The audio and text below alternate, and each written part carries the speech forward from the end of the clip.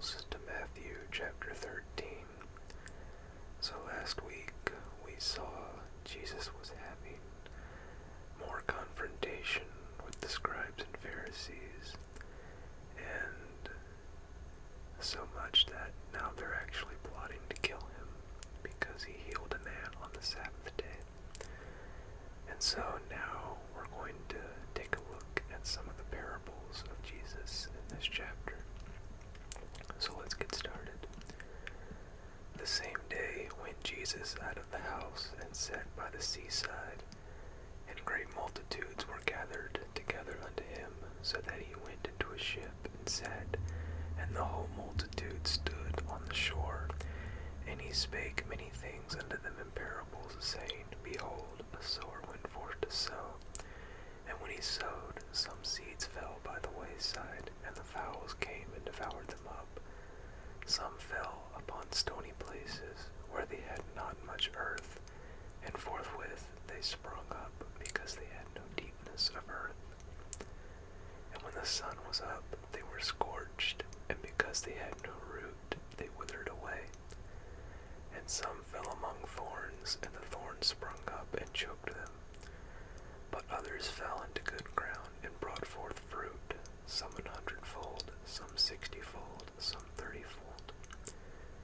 Who hath ears to hear, let him hear. So later on, we're going to get an explanation of this parable, so I won't explain it right now.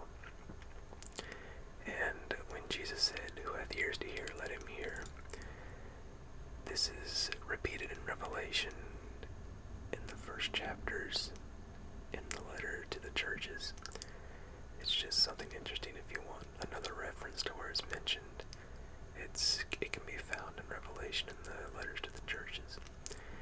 And when he says, He who hath ears to hear, let him hear, many people hear, but many people don't listen.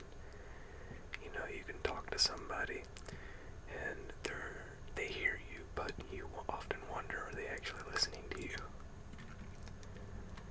Verse 10, And the disciples came and said unto him, Why speakest thou unto them in parables? He answered and said unto them, Because it is given unto you to know the mysteries of the kingdom of heaven, but to them it is not given. For whosoever hath, to him shall be given, and he shall have more abundance. But whosoever hath not, from him shall be taken away even that he hath. Therefore speak I to them in parables, because they see not, and hearing they hear not, neither do they understand. So, Jesus' parables had two distinct purposes. First was to reveal the truth to those who were willing to hear and believe, and second, to conceal the truth from those who willingly reject truth because of their calloused hearts. And in them is fulfilled the prophecy of Isaiah, which saith, By hearing ye shall hear, and shall not understand, and seeing ye shall see, and shall not perceive. And that can be found in Isaiah 6, verse 9. For this people's heart is waxed gross, and their ears are dull of hearing, and their eyes they have closed, lest at any time they should see with their eyes, and hear with their ears, and should understand with their heart, and should be converted, and I should heal them. But blessed are your eyes, for they see, and your ears, for they hear. For verily I say unto you, that many prophets and righteous men have desired to see those things which ye see, and have not seen them, and to hear those things which ye hear, and have not heard them. The prophets did not fully understand the mysteries of the kingdom of heaven. They did not get to see Jesus fulfill all the prophecies in his death and resurrection. So Jesus was saying those prophets greatly desired to see the things that are happening before the disciples' eyes right now. God himself came down to earth, and he's going to finish the plan of redemption for mankind. Verse 18, Hear ye therefore the parable of the sower. When any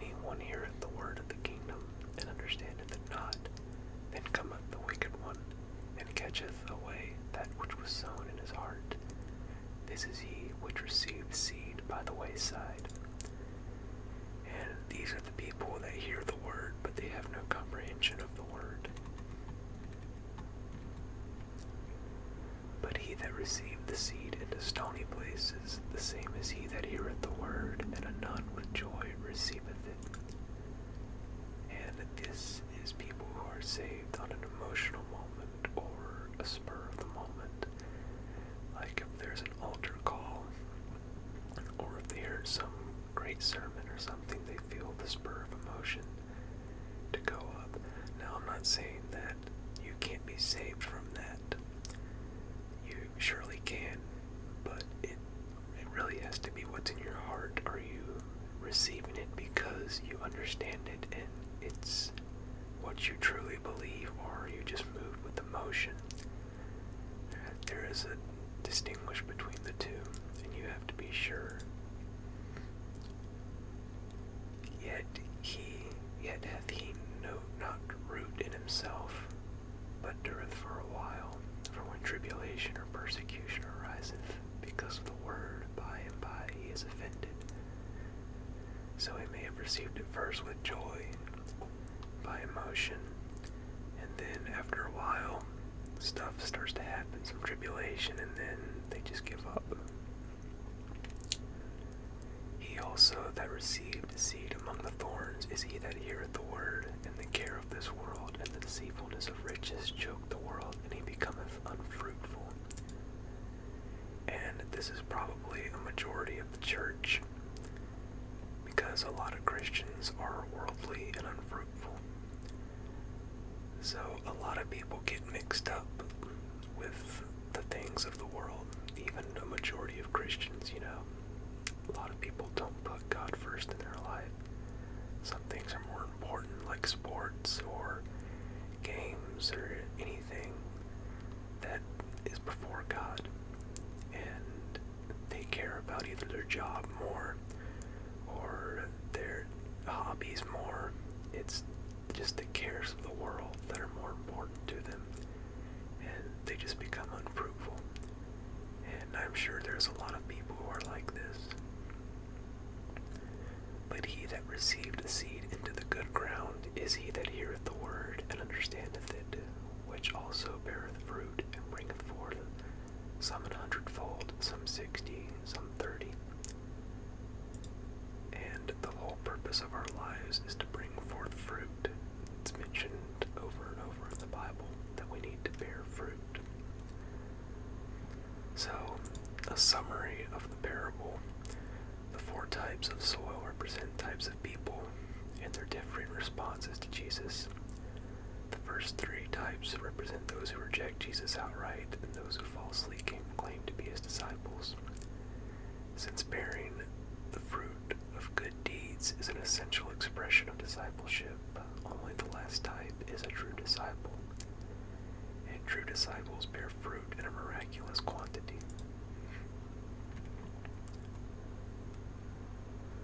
Verse 24. Another parable put he forth unto them, saying, The kingdom of heaven is likened unto a man which sowed good seed in his field. But while men slept, his enemy came and sowed tares among the wheat, and went his way.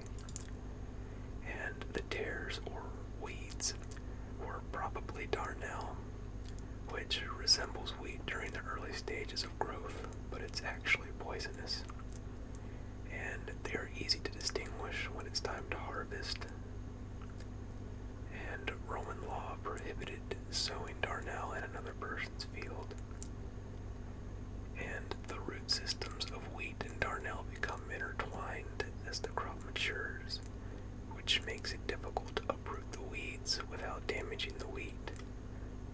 And it can be hard to tell who is truly a Christian or not, but we will all know at the end of the age. Like with the tares and weeds, it's hard to distinguish at first what's what, but at the very end, we will know. But when the blade was sprung up and brought forth fruit, then appeared the tares also. So the servants of the householder came and said unto him, Sir, didst not thou sow good seed in thy field? From whence then hath it tares? He said unto them, An enemy hath done this. The servant said unto him, Wilt thou then that we go and gather them up?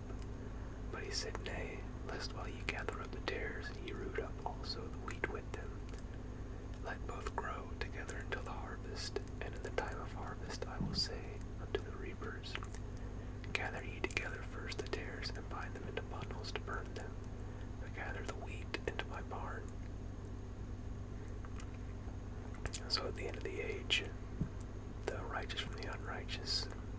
unrighteous sent to the lake of fire, and the righteous into heaven. Verse 31, another parable put he forth unto them, saying, The kingdom of heaven is like to a grain of mustard seed, which a man took and sowed in his field. Now before we get into these two parables, there have been two interpretations. Some view these as positive parables, and others view them in the negative. And we'll take a look at both interpretations of the parables. So the mustard seed, which indeed is the least of all seeds, or the smallest, but when it is grown, it is the greatest among herbs, and becometh a tree, so that the birds of the air come and lodge into the branches thereof. So these seeds do not become trees, and this could represent an abnormal growth of the church, where evil gets lodged in, because birds are used in the negative in parables. Remember, the birds come and snatch away the word in the last parable. So that's one interpretation, is the church is growing abnormally, and then the birds come and lodge in it, or evil. So some people view it as that, and other people view it as a church becoming something great because it starts out small and just becomes something big. So that's two interpretations for that parable. And another parable spake he unto them, The kingdom of heaven is like unto leaven, which a woman took and hid in 3 measures of meal till the whole was leavened. And leaven is always used in the negative in the Bible. Remember, Jesus said, Beware the leaven of the Pharisees, which is hypocrisy. And the 3 measures is also mentioned in Genesis 18, where Abraham told Sarah to make 3 measures of meal for the angels that were his guests. And the meal offering is meant for communion with God, and it could contain no leaven. So either this parable is viewed, either the leaven in this parable is viewed as hypocrisy and permeating the church, or in the positive, it is the church starting small and growing big, kind of like in the last parable. So you can either interpret it either way. Like leaven, it starts out, and then the leaven spreads until the whole thing is leavened, which could be hypocrisy. So hypocrisy could start out small in the church, and then the whole church has hypocrisy. All these things spake Jesus unto the multitude in parables, and without a parable spake he not unto them, that it might be fulfilled which was spoken by the prophet, saying, I will open my mouth in parables, I will utter things which have been kept secret from the foundation of the world. And that is Psalm 78 quoted. Then Jesus sent the multitude away, and went into the house, and his disciples came unto him, saying, Declare unto us the parable of the tares in the field. So this is the one that they were interested in. And he answered and said unto them, He that soweth the good seed is the Son of Man. The field is the world. The good seed are the children of the kingdom, but the tares are the children of the wicked one.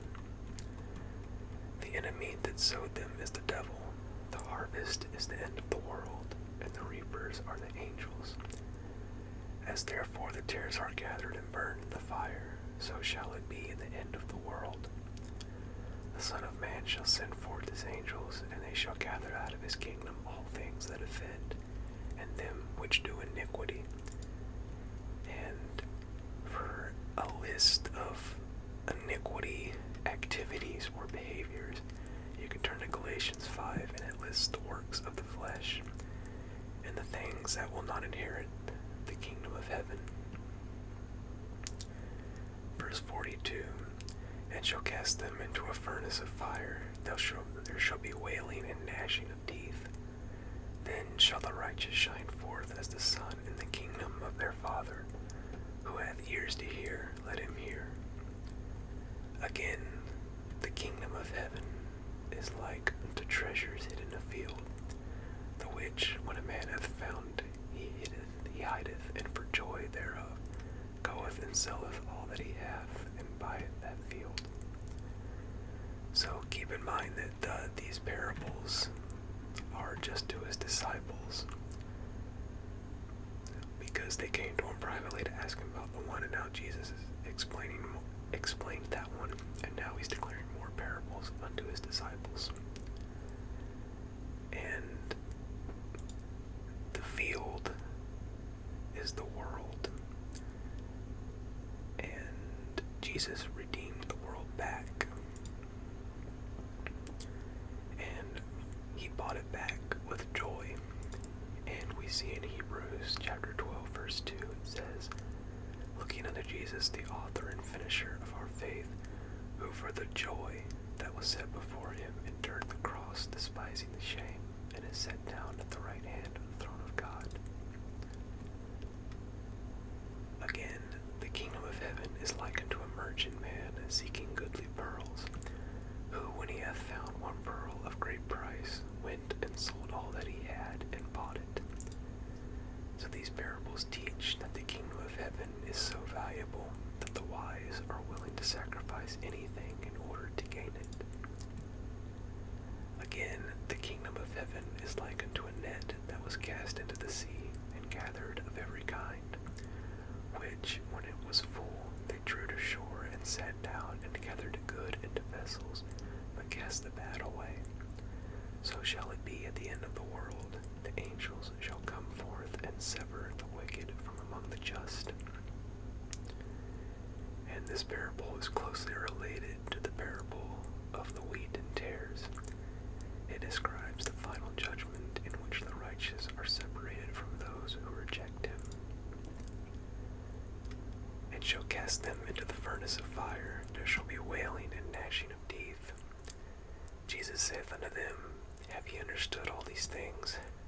And they said unto him, Yes, Lord. So, that was a lot to take in for the disciples, and they really still didn't fully understand. It was only until after the resurrection they really understood what Jesus meant in his word. Then he said unto them, Therefore every scribe which is instructed unto the kingdom of heaven is like unto a man that is a householder, which bringeth forth out of his treasure things new and old. And it came to pass that when Jesus had finished these parables, he departed thence. And when he was come into his own country, which would be Nazareth, he taught them in their synagogue, insomuch that they were astonished, and said, Whence hath this man this wisdom, and these mighty works? Is not this the carpenter's son? Is not his mother called Mary, and his brethren James, and Joseph, and Simon, and Judas? And this verse and Mark 6:3 and Luke 4:22 are the only references to Joseph in Jesus' trade in the New Testament. And Jewish tradition dictated that fathers teach their trade to their sons. So that's why Jesus is commonly known as the carpenter. And the word carpenter was occasionally used to describe stonemasons, but normally referred to woodworkers. And remember in previous chapters we mentioned that Jesus probably made yokes and plows. And these verses also show that Mary did not remain a virgin. I think it clearly shows that Jesus had brothers and sisters. They were his stepbrothers and stepsisters. But I think it makes it clear that Mary did not remain a virgin, as, the Catholics say, the perpetual virgin. I think these verses go against that. And it also says, And his sisters, are they not all with us? Whence hath this man all these things? And they were offended in him. But Jesus said unto them, A prophet is not without honor, save in his own country, and in his own house. And he did not many mighty works there, because of their unbelief. So that brings us to the end of chapter 13. next week, we will continue following Jesus' life, and we will get some backstory of what happened to John the Baptist. And we'll also look at some more miracles that Jesus did. So, until then, I hope you all enjoyed. If you have any questions, let